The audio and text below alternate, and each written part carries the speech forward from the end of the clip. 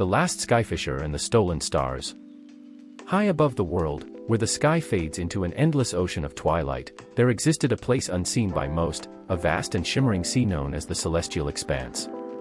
Unlike any earthly waters, this sea was made of light, shifting like liquid silver, where skyfishers once sailed on ships of stardust, casting their nets into the cosmic tides to catch the falling stars before they vanished forever. Long ago, the skyfishers ensured that every star found its place in the heavens, restoring the balance between light and darkness.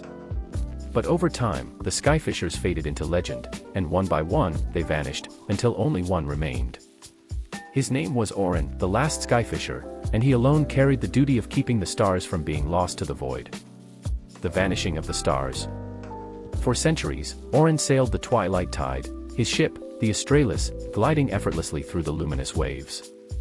He watched over the constellations, guiding lost stars back to the sky, ensuring that no world below would be left in darkness. But something had changed. The stars were vanishing. Not falling, vanishing.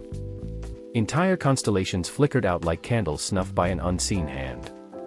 The sky, once filled with endless light, now held gaping voids of nothingness.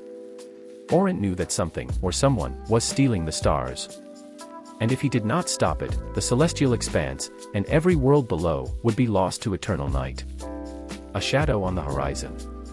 Determined to uncover the truth, Orin charted a course toward the dark edge of the sky, where no skyfisher had dared to go before, the horizon's end, a place where the celestial expanse met the abyss. As he sailed deeper, the light around him dimmed. The sea of stars grew cold, and the constellations whispered in voices too faint to understand.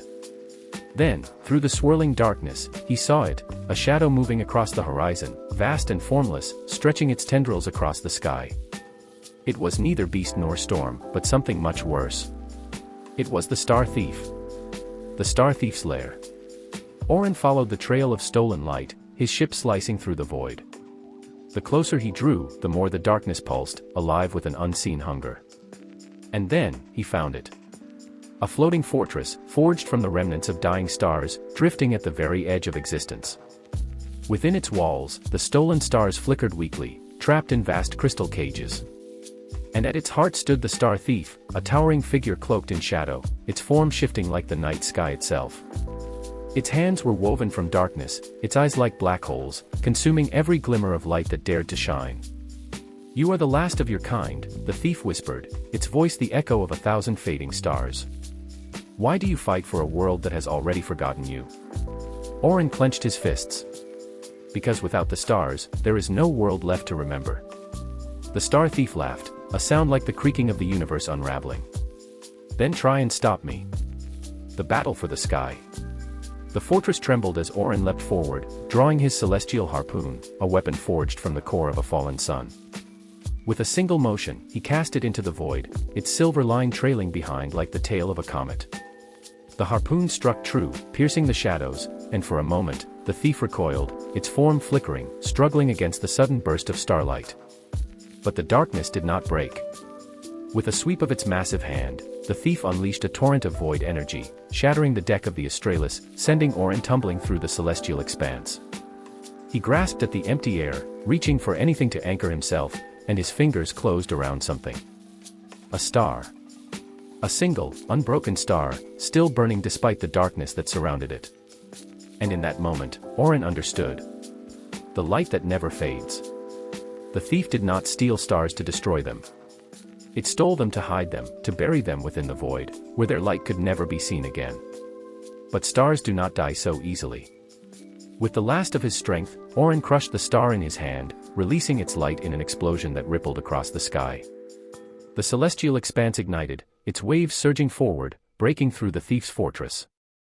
The stolen stars, freed from their prison, rose into the heavens once more, their light burning away the shadows. The thief let out a final, anguished cry as it was consumed by the returning radiance, its form dissolving into the very light it had sought to steal. The battle was over. The stars were home. The last skyfisher's legacy. As the celestial expanse calmed, Orin drifted through the starlit sea, his ship battered but still whole. The universe had been saved, but he knew his time was ending. He had fought the last great battle of the skyfishers. And now, the sky would need new guardians. With one final cast of his net, Oren sent a trail of stardust down to the world below, where dreamers gazed up at the sky, wondering if the stars had always been there. And in their hearts, a new generation of skyfishers would awaken, ready to set sail into the celestial expanse. For as long as there are stars in the sky, there will always be those who protect them. And as long as there are dreamers, the light will never fade. The Enchanted Forest and the Sleeping Moon. Once upon a time, hidden beyond the misty valleys and deep emerald hills, lay the Enchanted Forest, a realm untouched by time, where ancient trees whispered forgotten secrets, and rivers sang lullabies to the stars. It was a place where magic thrived in the hush of the wind and the shimmer of dewdrops. At the heart of this forest stood the celestial tree, a towering marvel whose golden leaves never fell, glowing softly like captured moonlight. Legend spoke of its connection to the heavens, for its roots were said to weave through the dreams of the world, carrying the wishes of those who believed in magic. One such believer was a young girl named Elara. She had always been different, hearing voices in the wind and understanding the murmurs of the brook. Raised by her grandmother, the village's last known storyteller, Elara had grown up with tales of the Enchanted Forest. Most dismissed these stories as mere fables, but Elara knew in her heart that they were true. One night, the moon did not rise. The sky remained an endless abyss, empty and quiet. The stars flickered anxiously, their usual brilliance dulled by an invisible sorrow. The villagers whispered of an omen, fearing that darkness would consume the world. Elara, however, felt something deeper, a calling, a pull towards the Enchanted Forest. Guided by intuition, she ventured past the village borders, stepping into the realm where myths and reality intertwined. The moment she entered, the trees swayed in greeting, and fireflies danced in silent welcome. As she wandered deeper, she encountered a peculiar sight, a silver stag, its antlers entwined with glowing ivy. The creature regarded her with knowing eyes before kneeling. Understanding the invitation, she climbed onto its back, and the stag carried her through the winding paths of the forest until they reached the celestial tree. Beneath its luminous canopy lay a strange sight, a figure draped in flowing silver robes, asleep on a bed of petals. It was the moon itself, personified in human form, trapped in slumber.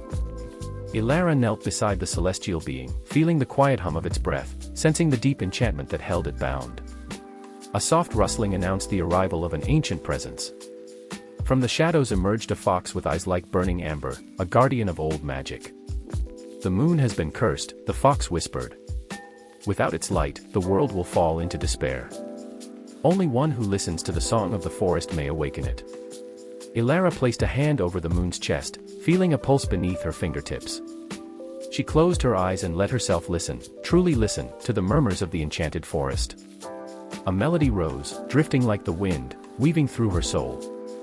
It was the lullaby her grandmother had always sung to her, a song older than time, filled with love and longing. With trembling lips, she sang.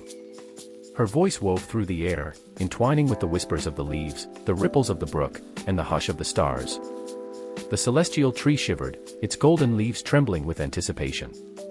The moon's breath hitched, its fingers twitching ever so slightly. Elara continued, pouring her heart into the melody, calling the moon back from the abyss of dreams. Light bloomed around her, engulfing the clearing in radiant silver. The curse shattered like fragile glass, dissolving into the wind. Slowly, the moon opened its eyes, revealing irises filled with galaxies and infinite wisdom. "Brave child," the moon spoke, its voice a harmony of the cosmos, "you have awakened me." The sky brightened, and the moon ascended, rising once more to its rightful place among the stars. The forest rejoiced, its magic stronger than ever, and the silver stag let out a triumphant cry. As dawn neared, Elara found herself back at the village, the memory of her journey lingering like a dream. But when she looked up at the sky, the moon winked, a silent promise that magic would always remain for those who believed. And so, each night, when the moon shone high, Elara knew that somewhere, deep within the Enchanted Forest, the magic of the celestial tree continued to weave dreams into the world. The dreamland of Everglow, a journey beyond reality.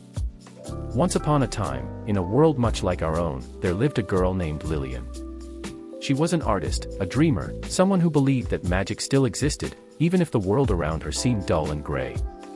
Her favorite pastime was sketching fantastical landscapes and characters inspired by the fairy tales she had loved as a child.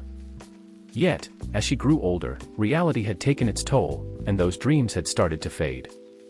One rainy evening, Lillian found herself browsing an antique shop tucked away in a quiet alley. The store smelled of old parchment and lavender, and among the trinkets and forgotten treasures, she discovered a peculiar mirror framed in gold filigree. The glass shimmered oddly, reflecting not just her face but a vibrant world beyond, a place of pink-hued skies, towering crystal castles, and glowing rivers. Something about the mirror called to her, as if it knew her heart's deepest longing. The moment her fingers brushed against the frame, a warm current surged through her, pulling her forward. Before she could scream, she felt herself falling, not down, but through, as if she were slipping into the very reflection she had seen. When she opened her eyes, she gasped. She was no longer in the antique shop but standing on a cobbled pathway lined with giant candy-colored flowers. The air smelled of vanilla and roses, and the sky was a dreamy pastel pink, dotted with floating bubbles that shimmered like gemstones. Ahead of her stood a towering castle, its spires made of crystal, reflecting the golden glow of an ever-setting sun. The sound of music drifted through the air, and laughter, light and melodious, reached her ears. It was a kingdom unlike anything she had ever imagined, a place of endless beauty, as if someone had breathed life into a dream. Lillian took a tentative step forward, her satin-like dress swaying with her movement. She froze. A dress. She looked down and realized she was no longer wearing her usual jeans and hoodie but an opulent gown, shimmering in soft lavender and lined with silver embroidery. Her reflection in a nearby fountain revealed cascading golden curls framing a face that looked regal yet unmistakably hers. "Welcome, Princess Lillian." The voice startled her. She turned to see a woman with luminous blue eyes and silver hair woven with delicate pearls. She wore an elegant gown of ivory silk, and on her forehead gleamed a tiny, twinkling star. I think there's been a mistake," Lillian stammered. "I'm not a princess." The woman smiled knowingly. "Every dreamer is a princess here. You have arrived in Everglow, the kingdom of dreams." Everglow. Lillian repeated, the name sending a thrill through her heart. "This is the land where dreams are born," the woman continued. "Those who still believe in magic find their way here when they need it most." Lillian's breath hitched. A place where dreams were real. It sounded impossible, yet everything around her felt so vibrant, so alive. Before she could ask another question, the ground beneath her trembled, and a shadow swept across the sky. The laughter in the air faltered, and a hush fell over the land. Lillian turned her eyes skyward and saw a massive, swirling void of darkness creeping toward the kingdom's edge, swallowing the landscape in its path. The woman's expression darkened. "The void of forgotten dreams," she whispered. "It comes when hope fades, devouring everything in its wake." Lillian felt an inexplicable pull toward the encroaching darkness. Something deep inside told her that she had a role to play, that she could fight against it. "But how do we stop it?" she asked urgently. "The power lies within you," the woman said. "Only you can wield the light of Everglow." A soft hum filled the air as a glowing staff materialized in Lillian's hands. It was elegant, crafted from crystal and gold, radiating warmth. The moment her fingers curled around it, a memory surfaced, of her as a little girl, drawing worlds that no one believed in, creating magic with every brushstroke. She understood then. The void was not just an external force, it was the loss of belief, the creeping doubt that stripped the world of wonder. It fed on abandoned dreams and forgotten hopes. Taking a deep breath, she raised the staff high. Light burst forth, flooding the landscape in iridescent hues. The void let out an unearthly shriek as the darkness recoiled, retreating against the onslaught of pure, unrelenting belief. The sky brightened, the warmth returning, and the people of Everglow cheered. As the last tendrils of darkness faded, the woman approached Lillian, pride shining in her eyes. "You have saved Everglow," she said. "But remember, this world is as much a part of you as you are of it. Keep believing, and Everglow will always be within reach." A familiar warmth enveloped Lillian once more, and before she could protest, she felt herself being pulled back through the mirror, back into reality. She awoke in the antique shop, the mirror before her now dull and ordinary. Had it all been a dream? She touched her chest and gasped as her fingers brushed against something cool. A pendant, shaped like a tiny star, gleamed in her palm. A smile spread across her lips. No, it had not been just a dream. For as long as she believed, Everglow would always be there, waiting for her to return. The secret world of whispering toys. The clock struck midnight. The world outside was silent, bathed in the silver glow of the moon. Inside a cozy attic bedroom, filled with stuffed animals, dolls, and action figures, 10-year-old Oliver lay in bed, staring at the ceiling. He had always believed that toys were more than just objects, that they had hearts, that they whispered when no one was listening. That night, something extraordinary happened. A soft rustling noise stirred in the corner of his room, followed by the creak of tiny wooden limbs. A voice, barely above a whisper, called out, "Oliver, wake up." His eyes flew open. Slowly, he turned his head and gasped. At the foot of his bed stood Theo, his oldest and most beloved toy, a worn-out teddy bear with a patched-up ear and mismatched button eyes. But Theo wasn't just sitting there. He was standing, moving, and speaking. "It's time," Theo said. Oliver scrambled to sit up, heart pounding. "Time for what?" Theo gestured toward the bookshelf. "The passage is opening. The others are waiting." Before Oliver could ask any more questions, the wooden bookshelf against the wall began to tremble. The book slid aside, revealing a narrow, glowing doorway pulsating with soft golden light. "Come with me," Theo urged. "We have to go before it closes." Oliver hesitated for only a moment before curiosity won over fear. He climbed out of bed and followed Theo through the portal. As soon as he stepped inside, a warm sensation wrapped around him, and the world shifted. The city of Everplay. When he opened his eyes, he was no longer in his bedroom. He stood in a vast, shimmering city made entirely of toy parts, a place where stuffed animals bustled about, wooden soldiers marched in perfect lines, and porcelain dolls sipped tea in elegant parlors. Above them, tiny clockwork birds flitted across a star-dusted sky, and far in the distance, a towering castle of building blocks stood tall, its spires made of glistening marbles. "Welcome to Everplay," Theo said proudly. "This is where we live when children aren't looking." Oliver's mouth fell open. "This is incredible." Before he could take in more, a hush spread through the crowd. Toys stopped in their tracks, eyes widening in fear. Then, from the alleyways, dark figures emerged, twisted, broken toys with hollow eyes and jagged seams, their bodies stitched together from lost and forgotten pieces. "The Forsaken Ones," Theo whispered grimly. "They've found their way in." A sinister chuckle echoed through the air. Stepping forward was their leader, a once beautiful porcelain marionette named Malgrin, her face cracked like fractured glass, her limbs held together by rusting metal joints. "Everplay is crumbling," she sneered. "You know it, Theo. Every child that stops believing weakens this world. Soon, there will be nothing left." Oliver clenched his fists. "That's not true." Malgrin's cracked lips curled into a smile. "Oh. Then why does the sky dim with every passing year? Why do fewer toys come to life? The journey to the heart of Everplay." Theo's ears drooped. Oliver could see the pain in his button eyes. He knew Malgrin wasn't entirely wrong. Fewer and fewer children held onto their toys. They traded them for screens, for gadgets that flickered with artificial light. But Oliver wasn't like that. "We can still save Everplay," he declared. "If I still believe, then other kids can too. We just have to remind them." Malgrin let out a cold, hollow laugh. "And how do you plan to do that, little boy? Words won't stop the darkness." Oliver glanced at Theo. He didn't know exactly what to do, but he had an idea. If belief powered Everplay, maybe all it needed was a spark. "Take me to the heart of Everplay," Oliver said urgently. "If there's still magic left, that's where it'll be." Theo hesitated, but nodded. "Follow me." They sprinted toward the castle, dodging toy carts and leaping over winding train tracks. Malgrin shrieked in fury and sent the Forsaken Ones after them. Oliver pushed himself faster, his heart pounding. He had to make it.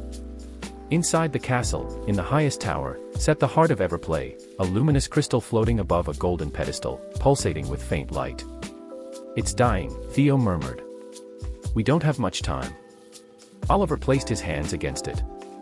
He closed his eyes and thought of every wonderful moment he had spent with his toys, every adventure, every whispered conversation, every night he had fallen asleep with them tucked beside him. "You're not just toys," he whispered. "You're my friends. And I will never stop believing in you." Light burst forth, so bright it forced Malgrin and her Forsaken Ones to recoil in terror. The darkness around them shattered, dissolving into nothingness. The heart of Everplay glowed brilliantly, radiating warmth and color back into the world. Malgrin let out one final shriek before vanishing into a swirl of dust. The Forsaken Ones collapsed into harmless pieces, scattered like forgotten memories. The return home. The city cheered. Theo clapped Oliver on the back, his button eyes gleaming. "You did it. You saved Everplay." Oliver grinned, his chest swelling with pride. But before he could celebrate, he felt a familiar pull. The world around him blurred, and in the next instant, he was back in his bedroom, the golden portal gone. Had it all been a dream? Then, he spotted Theo on his pillow. The teddy bear winked. Oliver smiled and pulled Theo close. "I'll never stop believing." And somewhere, in a land beyond the looking glass, Everplay shone bright once more, waiting for the next dreamer to find their way home. That night, Oliver slept peacefully, knowing that he was the guardian of a world few ever got to see. And in his dreams, Everplay lived on, as magical and real as ever. But this was just the beginning. For beyond Everplay lay other worlds, places where forgotten toys, lost memories, and hidden dreams still waited to be found. And Oliver knew that as long as he believed, he would always have the key to return. And so, his adventure was far from over. The secret depths of the blue abyss. The ocean stretched endlessly in every direction, a vast and shimmering world of deep blues and greens, speckled with shafts of golden light filtering from above. For most, the ocean was a mystery, a place of unfathomable darkness and hidden secrets. But for Finn, a curious little clownfish, the ocean was home. Finn had always been different from the other fish in the coral reef kingdom. While his friends were content staying close to their safe, colorful home, Finn dreamed of exploring beyond the reef's protective boundaries. He had heard whispers of places beyond, ancient shipwrecks covered in coral, shimmering underwater caverns filled with glowing fish, and even the legendary Midnight Trench, where the bravest of fish had dared to venture but never returned. One morning, as the gentle current swayed the anemones where Finn and his family lived, he overheard a conversation between two elder sea turtles. "Did you hear?" one turtle whispered. "The legendary pearl of the deep has been found. But it's guarded by the shadow eel in the Midnight Trench. No fish has ever returned from there." Finn's fins tingled with excitement. A legendary pearl. A forbidden trench. This was the adventure he had been waiting for. But as he turned to swim toward his friends, eager to share the news, he hesitated. They would never agree to come with him. They would tell him it was too dangerous, that it was just an old tale. No. He had to do this alone. Into the unknown. As the sun dipped below the ocean's surface, Finn set off. He swam past familiar coral fields and through towering forests of seaweed. Schools of silverfish shimmered around him, darting in perfect synchrony. An octopus waved a lazy tentacle at him from a nearby cave, its skin shifting colors like a living painting. Everything felt alive, brimming with energy and wonder. Then, the colors began to fade. The deeper he swam, the darker the world became. Finn gulped. This was far beyond where he had ever dared to explore. The coral reef kingdom was now just a faint glow behind him, and ahead lay the deep, uncharted waters of the Midnight Trench. The water grew colder. Shadows stretched and twisted like ghosts in the gloom. Strange creatures lurked in the darkness, jellyfish with electric pulses, anglerfish with glowing lures, and long, ribbon-like eels that slithered between rocky crevices. Finn's heart pounded. Just as he was about to turn back, he saw it, a faint glow deep within the trench. The pearl of the deep. Finn approached cautiously, weaving between jagged rocks. And there it was, the pearl of the deep, resting on a bed of smooth black sand. It was massive, far larger than any pearl Finn had ever seen, and it pulsed with an ethereal blue light. But Finn wasn't alone. A shadow slithered through the darkness. Twin yellow eyes flickered open, and out of the trench emerged the shadow eel. Its body was long and coiled like a serpent, its black scales barely visible against the abyss. "Who dares enter my domain?" The eel's voice was a hiss, a sound that sent shivers down Finn's spine. Finn mustered all his courage. "I am Finn, from the Coral Reef Kingdom. I've come to see the legendary pearl of the deep." The eel let out a low, rumbling laugh. "Foolish little fish. Do you think you are the first? Many have come, but none have left. This pearl is mine. Finn gulped. He could see the remains of old shells scattered around the eel's lair. It was clear that this was no mere guardian, it was a hunter. A clever escape. Finn had to think fast. He was smaller and faster than the eel, but he couldn't outmatch its strength. Then, an idea struck him. He remembered something an old pufferfish had once told him: the deep sea is full of illusions. Not everything is what it seems. Taking a deep breath, Finn darted toward the pearl, but not to grab it. Instead, he kicked up a cloud of black sand from the seabed, blinding the eel. The creature thrashed and hissed, momentarily disoriented. Finn then swam in circles around it, creating more and more confusion. "You cannot escape me," the eel roared, lunging forward. But Finn was already ahead of him. In a final burst of speed, he darted toward a narrow tunnel between two rocks. The eel, larger and bulkier, tried to follow but got stuck. Furious, it thrashed and roared, unable to squeeze through. Finn didn't stop swimming until the darkness faded and the colors of the reef returned. A hero's welcome. By the time Finn reached the coral reef kingdom, the sun was rising, sending streaks of light through the water. His friends gathered around him, wide-eyed with curiosity and concern. "Finn, where have you been?" Breathless but triumphant, Finn told them everything: the midnight trench, the shadow eel, and the legendary pearl. They gasped and shivered at his tale, hanging on to every word. Even the elder sea turtles nodded in approval. "You are braver than most, young Finn," one of them said. "But remember, true adventure is not just about danger, it is about wisdom. You have proven that today." From that day on, Finn's legend spread throughout the ocean. He was no longer just the curious little clownfish. He was Finn the explorer, the fish who dared to venture beyond the reef and lived to tell the tale. And though he never took the pearl, he carried something even more valuable home, a story that would be told for generations to come. The Secret Life of My Super Dad. Chapter 1, The Ordinary Disguise. To the rest of the world, my dad was just an ordinary man. He worked as an auto mechanic, fixing cars in a small garage at the edge of town. He wore oil-stained overalls, smelled like motor grease, and had a habit of humming old rock songs while he worked. To everyone else, he was just Mike the Mechanic. But I knew the truth. My dad was a superhero. Not the kind you read about in comic books, not some guy in a cape flying across the sky. No, my dad was something even cooler. He was a real-life secret agent superhero, one of the world's last protectors against unseen dangers. He didn't have super strength or laser eyes, but he had something even more powerful: his intelligence, courage, and a heart that would do anything to protect the people he loved. And for as long as I could remember, he kept that part of his life hidden from me. Until the night he had no choice but to reveal everything. Chapter 2, The Night Everything Changed. It was a cold winter evening. I was doing my math homework at the kitchen table, struggling with algebra, when I heard the front door swing open harder than usual. I looked up to see my dad standing in the doorway, his overalls torn, his face covered in dirt and sweat. His eyes flicked toward me, and for the first time in my life, I saw something unusual: fear. "Pack a bag, kiddo," he said, his voice steady but urgent. "We have to go." "Go where?" I asked, confused. No time to explain. That's when I noticed the bruises on his arms and the small streak of blood on his knuckles. Something bad had happened. I wanted to ask more questions, but the look in his eyes told me this was not the time.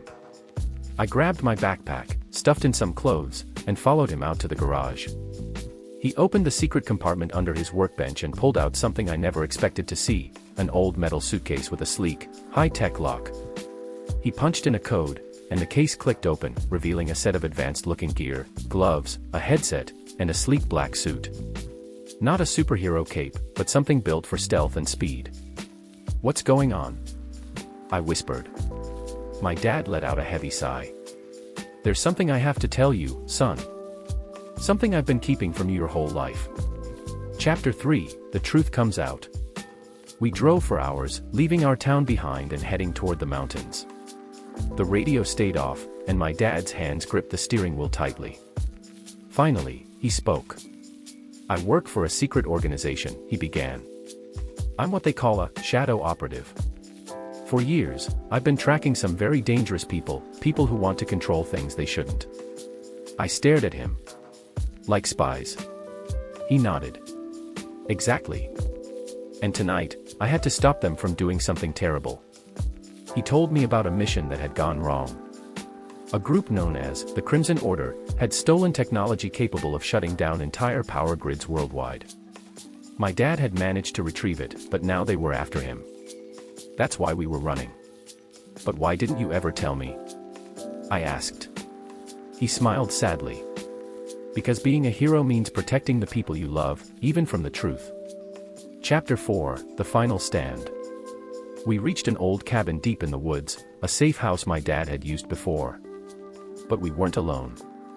As we stepped inside, shadows moved outside.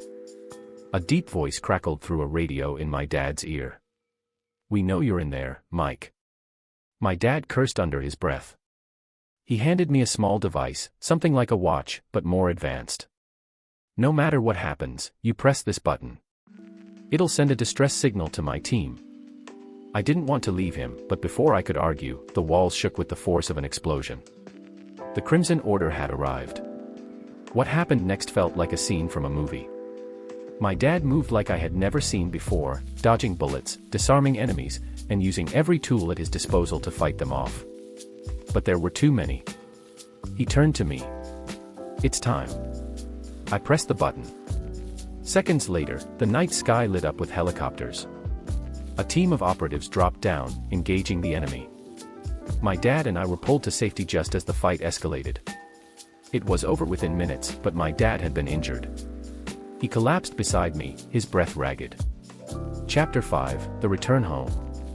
My dad survived, but things changed after that night. The organization forced him into early retirement, too much exposure, too many risks.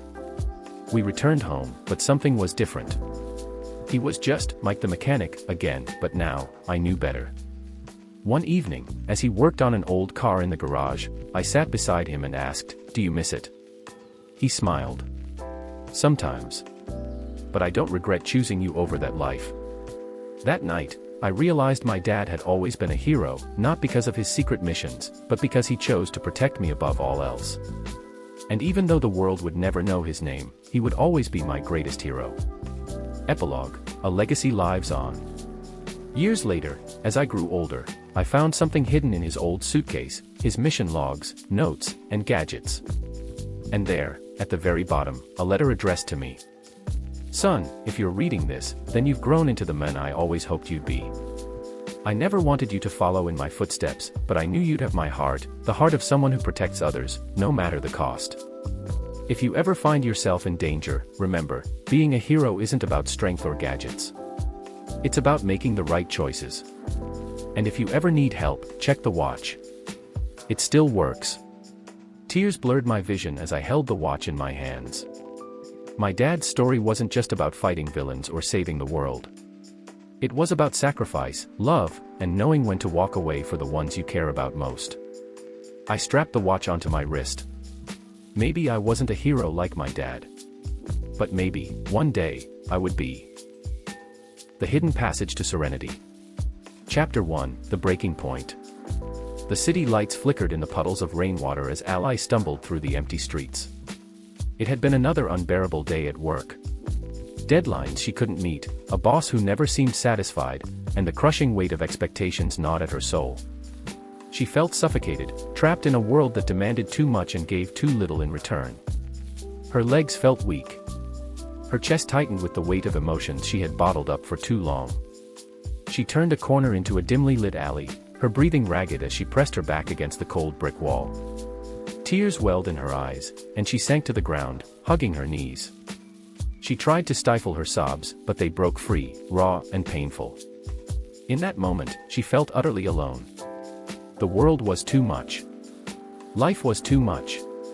The pressure, the exhaustion, it was like drowning in an ocean where no one could hear her cries for help. Then, something caught her eye. Chapter 2, The Hidden Door. Through her tears, Ally noticed something unusual, a faint glow emanating from the far end of the alley. A small, wooden door stood there, half hidden behind old posters and vines that shouldn't have been growing in the middle of a concrete jungle.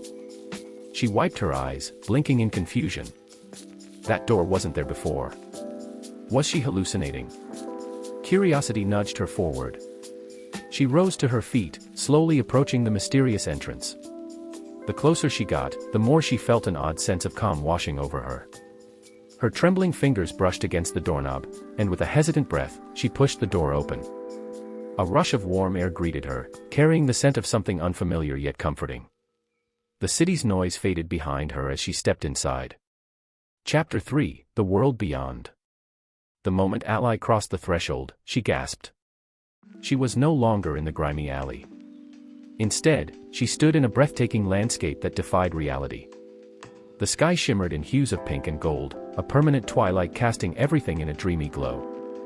Giant, luminescent flowers stretched toward the heavens, their petals sparkling like diamonds. Rivers of liquid light flowed through the valleys, reflecting stars that didn't belong to any sky she knew. Birds with iridescent feathers flew gracefully above, leaving trails of glittering dust in their wake. Floating islands drifted in the air, adorned with castles carved from crystal. The ground beneath her feet was soft, covered in a plush carpet of glowing moss. Her breath hitched. Where am I? For the first time in years, she felt no weight on her shoulders. No deadlines, no expectations, just an overwhelming sense of peace. Welcome, traveler, a voice called gently. Ally turned to find a figure standing nearby, a woman with flowing silver hair and eyes that held galaxies within them. She was dressed in a gown that seemed woven from the very fabric of the sky. You found the passage to Alaris, the woman said, smiling. A world for those who have lost their way. Chapter 4: Lessons of Alaris. Days, or maybe weeks, passed in Alaris. Time didn't seem to work the same way here. Ally found herself exploring vibrant forests, floating among clouds, and learning from the gentle beings who lived in this world. She met Lyrian, a painter who used the sky as his canvas, teaching her that life was meant to be lived in colors beyond black and white. She met Naya, a woman who once carried burdens as heavy as Ally's, but who had let them go by embracing the simplicity of the present. She met Eldrin, a wise storyteller who told her, "You are not your struggles. You are not your failures. You are simply a soul experiencing the vastness of life." With each passing moment, Ally felt lighter. The worries that had once consumed her began to fade. She laughed. She danced under the twin moons of Alaris. She felt alive for the first time in years. But something lingered in her heart, a quiet longing. Though this world was beautiful, she knew it wasn't her home. One evening, as she stood on the edge of a floating cliff, staring into the endless beauty before her, the silver-haired woman appeared beside her once more. "You're ready," she said softly. Ally swallowed. "To go back?" The woman nodded. "You've learned what you needed to. But now, you must take what you found here and bring it back with you." Tears pricked Ally's eyes. She didn't want to leave, but she knew she had to. She closed her eyes and took a deep breath. When she opened them, she was standing back in the alley. Chapter 5: A New Beginning. The city hummed around her. The streetlights flickered.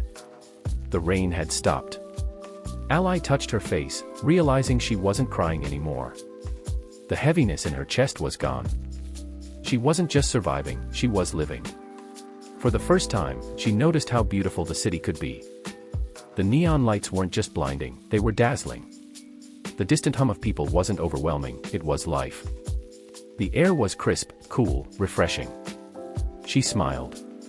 She walked back onto the main street, her heart lighter than it had ever been. Work would still be there tomorrow. The deadlines, the pressures, they hadn't disappeared, but she had changed. She would no longer let the weight of the world consume her. Because somewhere deep inside, she still carried a piece of Alaris. And that was enough. The day I became my worst enemy. Chapter 1: A Nightmare Come True. If there was one person I absolutely could not stand, it was Jason Carter. The guy had been a thorn in my side since middle school. He was arrogant, selfish, and had an ego the size of a planet. And to make things worse, we had been forced to compete against each other in almost everything: grades, sports, student council elections, you name it. It was like the universe had decided we were destined to hate each other forever. So when I woke up one morning and found myself staring at my own sleeping body, I did what any sane person would do. I screamed. But what came out was not my voice. It was deeper, rougher. I clutched my throat and looked down, only to see his hands. His arms. His ridiculous leather jacket. I had become Jason Carter. Chapter 2, The Unbelievable Truth. Panic surged through me as I stumbled out of Jason's bed and rushed to the nearest mirror. The reflection staring back was his smug, annoyingly handsome face. His messy black hair. His piercing green eyes. No, no, no, no. I yelled, gripping the edge of the sink. And then, a groggy voice groaned behind me. What the hell are you screaming about? I turned around, and there I was, rubbing my eyes and looking irritated. Jason Carter was in my body. His jaw dropped as he stared at me. No way. No way. What did you do? I shouted. Me. What did you do? He shouted back. We both lunged at each other at the same time, but instead of fighting, we just clumsily knocked heads and fell to the floor. Chapter 3, Surviving Each Other's Lives. We had no idea how it happened, but it became clear pretty quickly that we had no choice but to pretend to be each other. Neither of us wanted to look like total lunatics, so we came to a reluctant agreement, play along until we figured out how to switch back. Easier said than done. Being Jason Carter was a nightmare. For one, I had to deal with his horrible best friends, who spent half the day joking about things that made no sense to me. His football teammates expected me to be good at practice, which I was not. And worst of all, I had his girlfriend, Chelsea Brooks, the most high-maintenance girl in school, flirting with me every chance she got. Meanwhile, Jason was making a mess of my life. He flunked my chemistry quiz, insulted my history teacher, and nearly got me detention for talking back. He also embarrassed me in front of my best friend, Riley, by making fun of her love for anime, something I would never do. I was furious. You're ruining my life. I hissed at him during lunch. Jason rolled his eyes. Oh, please. At least you don't have to deal with Chelsea. He shuddered. That girl is exhausting. I smirked. Maybe now you'll learn what it's like to be stuck with someone you can't stand. He glared at me. Yeah. Well, same to you. Chapter 4, An Unexpected Discovery. Over the next few days, something weird happened. I started to understand Jason. Not just pretend to be him, I actually understood him. Turns out, Jason's life wasn't as perfect as I thought. His dad was barely around, and when he was, all he did was criticize him. His mom tried to help, but she worked 2 jobs and barely had time to talk. Jason carried a lot more weight on his shoulders than I ever realized. And Jason. He was starting to understand me, too. Dude, he muttered one afternoon, rubbing his temples. How do you deal with your parents? They expect so much from you. It's like, no matter what you do, it's never enough. I blinked. Wait, you feel like that, too? He scoffed. Of course I do. Why do you think I act like I don't care? It's the only way to survive. I didn't have a response to that. Chapter 5, The Moment That Changed Everything. A week into the switch, something big happened. It was during the championship football game. Jason, well, I was supposed to be on the field. But I was not an athlete. I was panicking, about to fake an injury, when Jason, in my body, called a timeout. He marched over, grabbed my shoulders, and said, "Look, I know you think you suck at this, but you don't. You just need to believe in yourself. You got this." For the first time, he wasn't mocking me. He actually believed in me. And for the first time, I realized something, I believed in him, too. I went back onto the field. I played. I wasn't perfect, but I gave it my all. And when the game ended, I had never felt prouder of myself. Chapter 6, The Switchback. That night, something felt different. Jason and I weren't just rivals anymore. We weren't just pretending to tolerate each other. We were friends. And just like that, we switched back. I woke up in my bed, in my body. I checked my hands, my voice, my face. it was me again. I grabbed my phone and sent Jason a text. Me, back to normal. Jason, yeah. Freakin' finally. Me, so, we're cool now. There was a long pause before he replied. Jason, yeah. We're cool. Epilogue, best friends, against all odds. From that day on, everything changed. Jason and I still argued, but now it was different. Playful. Friendly. We actually had each other's backs. Because after walking in each other's shoes, literally, we realized something important: the people we dislike the most might just be the ones we understand the least. And sometimes, the best friendships start in the most unexpected ways. The Old Woman and the Hidden Wings. Chapter 1, The Encounter in the Rain. The rain poured relentlessly, drenching the city in a cold, silver sheen. Olivia clutched her coat tightly around her shoes squelching with every step as she hurried through the dimly lit streets. The night was eerily quiet, save for the occasional sound of cars splashing through puddles. She was late, again. Work had been overwhelming, her boss had been relentless, and all she wanted was to collapse into bed. But just as she turned onto her street, she saw something, or rather, someone. An old woman stood at the bus stop, shivering under a thin shawl. She looked fragile, her wrinkled hands trembling as she tried to shield herself from the downpour. The bus stop was empty, and there were no cabs in sight. Olivia hesitated for only a moment before making up her mind. "Excuse me, ma'am, do you need some help?" Olivia asked, stepping closer. The woman turned to her, and Olivia's breath caught. Her eyes were unlike anything she had ever seen, deep, warm, and filled with a kind of ancient wisdom that sent shivers down Olivia's spine. "Oh, dear," the woman croaked, her voice soft yet strangely powerful. "You are very kind to ask. I was hoping to catch the last bus, but it seems I have missed it." Olivia bit her lip. The rain showed no signs of stopping, and the woman was clearly freezing. "My apartment is just around the corner," she blurted. "Would you like to wait inside until the rain lets up?" The woman smiled. "That would be lovely." Chapter 2, An Unusual Guest. Once inside, Olivia handed the woman a warm towel and poured her a cup of tea. The old woman, who introduced herself as Eleanor, sat comfortably in the armchair, sipping her drink with an air of serenity. "You have a very warm home," Eleanor murmured, her eyes scanning the small but cozy apartment. "And a very warm heart." Olivia chuckled. "I try. It's been a long day, but I couldn't just leave you out there." Eleanor nodded, setting her teacup down. "Not many would.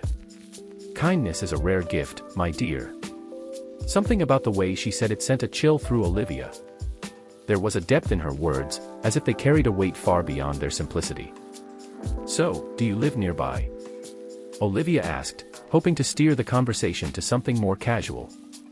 Eleanor hesitated before answering. "I suppose you could say that." Chapter 3, Signs of the Extraordinary. As the night wore on, Olivia noticed peculiar things about her guest. Despite her frail appearance, Eleanor moved with an effortless grace. When she spoke, the air seemed to hum with something unspoken. And her eyes, they shimmered in the dim light, holding mysteries Olivia could not begin to understand. Then, at exactly midnight, the apartment lights flickered. A strange breeze rustled through the room, though the windows were tightly shut. Olivia sat up straight, her pulse quickening. "Did you see that?" she whispered. Eleanor merely smiled. "Do not be afraid, child." The words sent a soothing calm over Olivia, but her curiosity burned brighter. Who are you?" Eleanor sighed, as if she had waited for Olivia to ask. Then, ever so slowly, she stood up, and something breathtaking happened. A faint glow surrounded her, growing brighter with each passing second. And then, before Olivia's disbelieving eyes, wings, vast, radiant, and shimmering with light, unfurled from Eleanor's back. Olivia gasped, her hands flying to her mouth. "You're a guardian," Eleanor finished gently. "A being who walks between realms." Chapter 4, A Gift Beyond Measure. Olivia's mind spun. She had helped an old woman, only to discover she was something far beyond human. But why was she here? Why her? Eleanor stepped forward, placing a hand on Olivia's shoulder. You have carried burdens alone for too long, she said softly. Your heart is kind, yet weary. Tonight, you chose compassion over your own exhaustion. That choice has earned you a gift. Olivia swallowed hard. A gift? Eleanor nodded. A reminder that kindness never goes unnoticed. And that, sometimes, the universe repays it in ways you least expect. With that, Eleanor reached into the air, and a soft golden light formed in her palm. She placed it over Olivia's heart, and warmth flooded her entire being. A feeling of peace, deep and indescribable, washed over her. Tears welled in Olivia's eyes. The stress, the loneliness, the exhaustion, it all seemed to fade. She felt lighter. Whole. When she blinked, Eleanor was gone. Chapter 5, A Changed Life. The next morning, Olivia woke with a sense of clarity she hadn't felt in years. The apartment was filled with soft sunlight, and she noticed something on her nightstand, a single white feather, glowing faintly in the light. It wasn't a dream.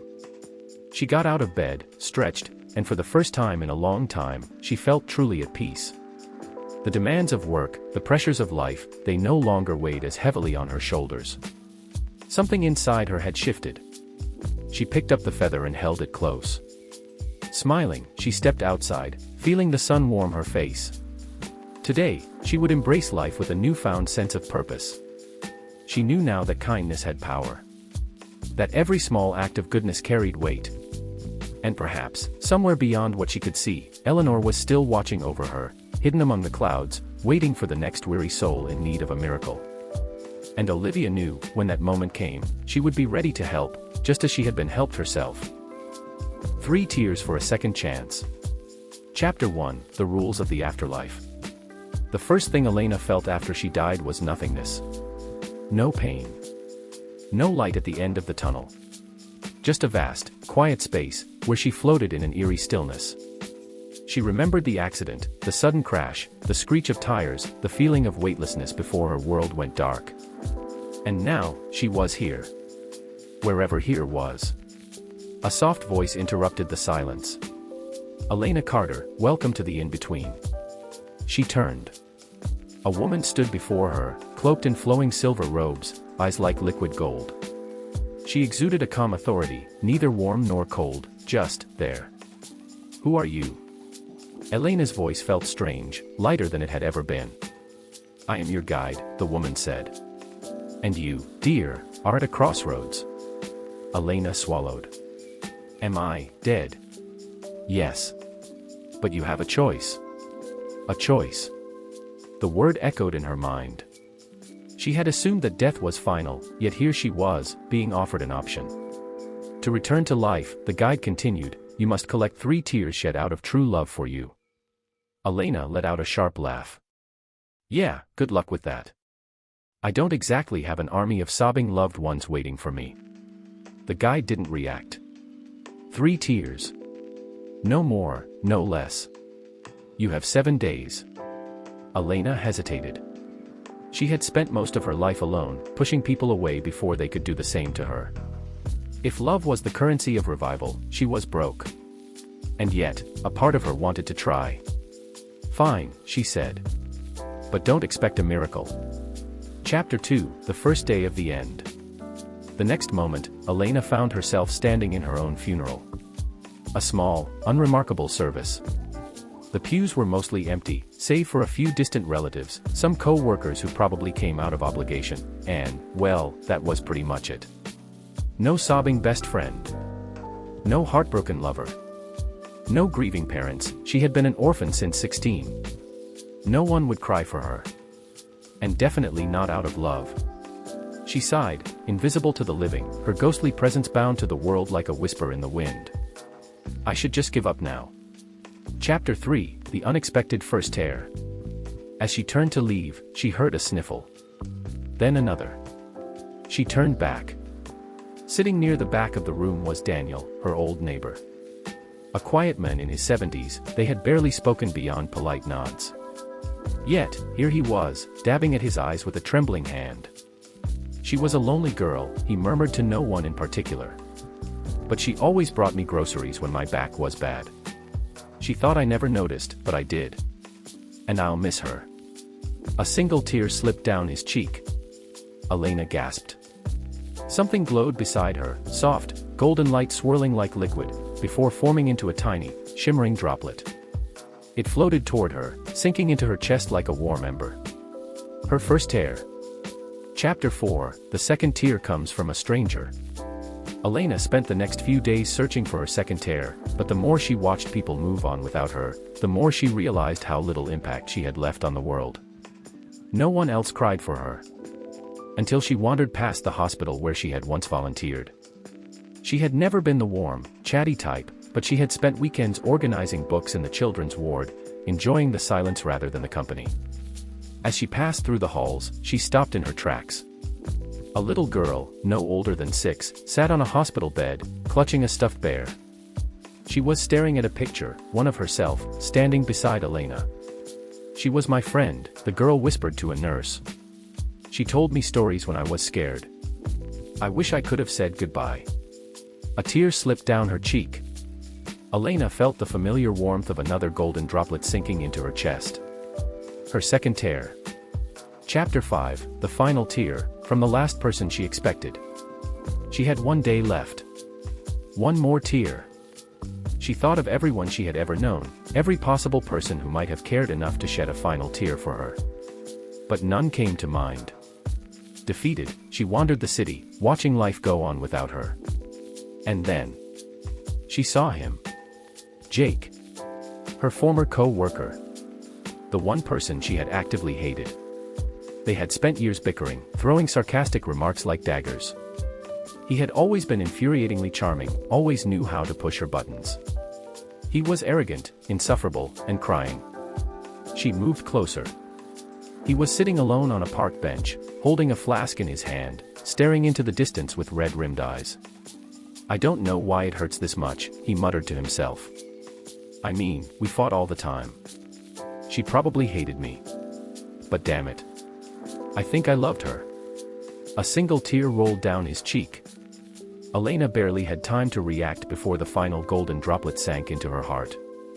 3 tears. She had done it. Chapter 6, The Return. A rush of warmth engulfed her. The world tilted, spun, and suddenly she woke up. In a hospital bed. Gasping for air. The machines beeped wildly, and nurses rushed in, shouting in surprise. But all Elena could do was clutch the sheet, feeling the weight of her body, the rhythm of her heartbeat. She was alive. Epilogue, a new beginning. Days later, when she was well enough to leave, she found herself standing outside Daniel's home, a basket of groceries in hand. She visited the hospital next, bringing a new book for the little girl in the children's ward. And then, with a deep breath, she went to find Jake. When he opened the door, his eyes widened.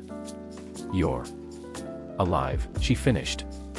"And I figured, since you cried for me and all, the least I could do is buy you a drink."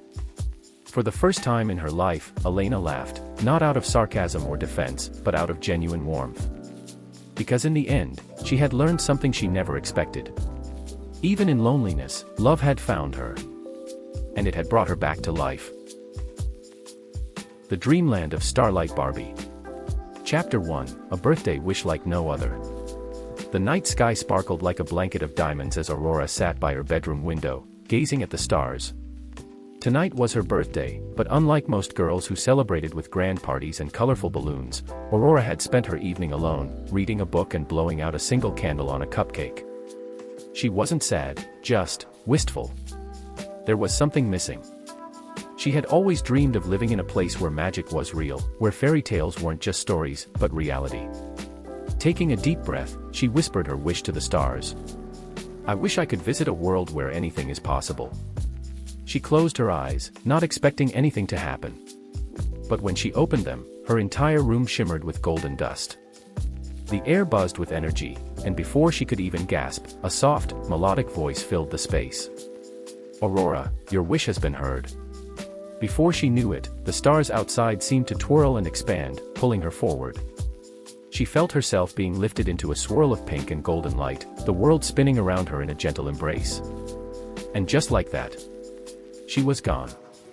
Chapter 2, Welcome to Starlight Valley. When Aurora opened her eyes, she found herself standing in a breathtaking landscape. Rolling hills were covered in sparkling pink grass, cotton candy-like clouds floated lazily in a pastel blue sky, and rivers shimmered with liquid gold. Towering castles with turrets shaped like blooming roses dotted the horizon, and in the air, winged unicorns soared gracefully above, their wings leaving a trail of glittering dust. Aurora's jaw dropped. "Where am I?" she breathed. A soft giggle made her turn. Standing before her was the most beautiful woman she had ever seen. Dressed in an elegant, flowing gown that sparkled like the night sky, with golden curls cascading down her shoulders, she radiated an ethereal glow. But what caught Aurora's attention most was the silver tiara atop her head, adorned with a twinkling gemstone. "Welcome to Starlight Valley, dear one," the woman said with a smile. "I am Queen Celestia." Aurora could hardly believe it. "Is this a dream?" Queen Celestia laughed. "Oh, not at all, my dear. This is the land of dreams come true. And you are a guest of honor." Chapter 3, The Prophecy of the Starlight Crown. As Aurora walked through the enchanted kingdom, she was introduced to magical creatures beyond her wildest imagination, mermaids with shimmering rainbow tails, talking animals dressed in the finest silks, and even trees that whispered secrets when you leaned close. But amidst all the beauty and wonder, she couldn't shake the feeling that there was something more to her being here. She was right. That evening, as the sun dipped into a sea of purples and golds, Queen Celestia took her to a grand crystal palace. Inside, a magnificent artifact floated above a silver pedestal, the Starlight Crown. Its delicate crystal structure pulsed with a gentle glow, almost as if it were alive. "This crown," Celestia began, "is the heart of our land. It holds the magic of dreams, granting wishes to those pure of heart." Aurora stared in awe. "Then, why am I here?" The queen's smile turned somber. "Because it has been stolen." Aurora's breath hitched. "Stolen?" Celestia nodded. "A dark force, the shadow sorceress Morvina, has taken the crown's core crystal. Without it, our world's magic will fade. The sky will lose its colors, the rivers will dry, and dreams will cease to exist." Aurora felt a shiver run down her spine. "And you think I can help?" The queen took her hands gently. "The stars heard your wish, Aurora. You are meant to be here. Only someone with a true heart, one who believes in the power of dreams, can retrieve the starlight crystal." Aurora took a deep breath. She had always longed for adventure, for something beyond the ordinary. And now, the fate of an entire world depended on her. She squared her shoulders. "Tell me where to find Morvina." Chapter 4, The Journey Through the Midnight Forest. The journey to Morvina's dark fortress wasn't easy. Aurora, along with her new companions, a talking Pegasus named Star Whisper and a brave knight named Orion, traversed the enchanting yet dangerous midnight forest. The trees hummed lullabies that could put travelers into an eternal slumber, and rivers whispered riddles that had to be answered correctly to cross. But with each challenge, Aurora's heart grew stronger. She began to realize something incredible: she was not just an ordinary girl. She had a power of her own. When they reached Morvina's fortress, a towering castle of obsidian with storm clouds swirling above, Aurora knew it was time to face her greatest challenge yet. Chapter 5, The Battle of Light and Shadow. Morvina was waiting for them, standing atop a grand staircase, the starlight crystal clutched in her hand. Her eyes were cold, her gown as dark as the abyss. "You should not have come," she sneered. "This world will belong to the darkness soon." Aurora stepped forward, feeling a warmth in her chest. "No. As long as there are dreams, there will always be light." The battle that followed was unlike anything she had ever imagined. Shadows twisted and curled, trying to ensnare her, but she called upon the magic she had come to understand, the magic of belief, of hope. With one final surge of light, she reached for the starlight crystal, and as her fingers brushed against it, a burst of energy erupted, shattering the darkness. Morvina let out a cry as she was engulfed in light, her form vanishing into nothingness. And just like that, the sky above them turned pink and gold once more. Chapter 6, A Dream Fulfilled.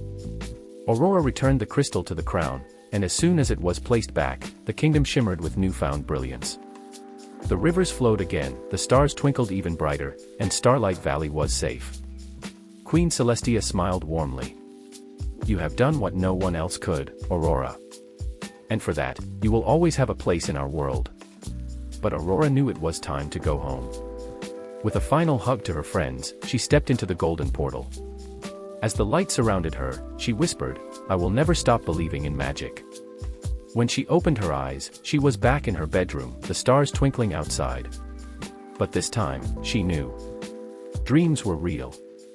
And magic was everywhere.